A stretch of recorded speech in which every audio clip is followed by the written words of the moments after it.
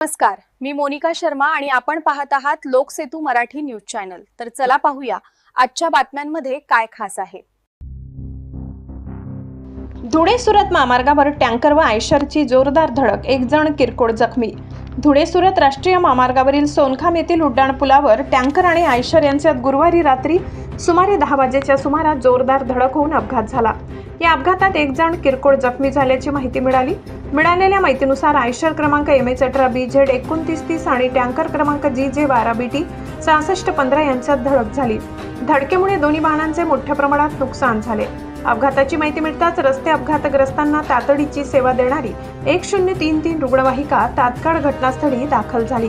रुग्णवाहिकेतील कर्मचारी doctor Ravindra Wadvi, helper Somnath Naik आणि चालक अजय वडवी यांनी जखमी व्यक्तीस घटनास्थळी प्राथमिक उपचार दिले। सुदैवाने अपघातात कोणतीही जीवितहानी झाली नसून जखमीची प्रकृती स्थिर असल्याची माहिती मिळाली आहे। साठी एवढंच। ताज्या घडामोडी, स्थानिक बातम्या आणि महत्त्वाच्या अपडेट्स जाणून घेण्यासाठी आमच्या लोकसेतू मराठी न्यूज चॅनलला सबस्क्राइब करा। धन्यवाद।